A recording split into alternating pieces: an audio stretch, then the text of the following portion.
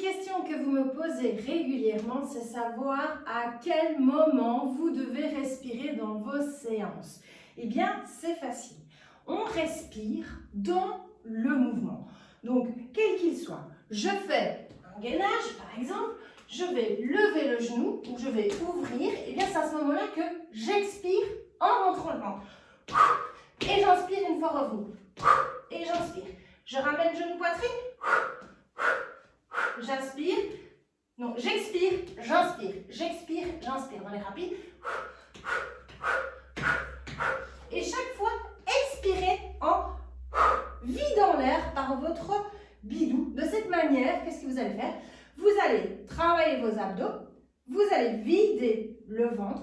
Serrer votre périnée. Et travailler en profondeur votre ceinture abdominale, même si vous faites un squat. Je fais mon squat, je souffle à la descente et je reprends l'inspiration une fois en haut. Donc toujours vider l'air et rentrer le ventre dans le mouvement et inspirer une fois au-dessus. Par exemple, quand je donne des coups de poing comme ceci, eh bien je souffle. Vous avez vu, je fais 1 sur 2. Je souffle et je reprends ma respiration quand je reviens pour remettre la performance. Et à chaque fois, je vide l'air en rentrant mon ventre. Alors, dans les hypopressifs, c'est autre chose. On prend la respiration, on vide l'air, on va chercher en profondeur et on est en apnée pour pouvoir aller dégager le diaphragme et travailler en hypopression son ventre. C'est un autre exercice.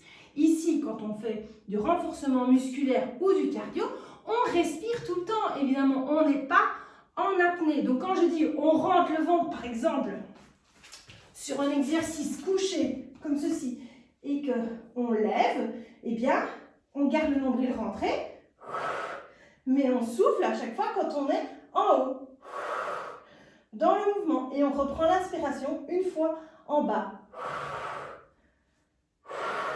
J'inspire, et mon nombril, je le garde toujours rentré, pour pouvoir être pleinement performant dans mon exercice. Donc voilà, quand est-ce qu'on respire?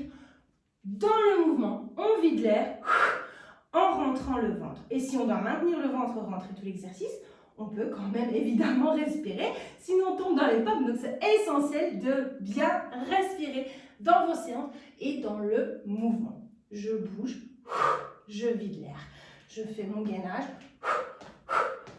Voilà, je cours.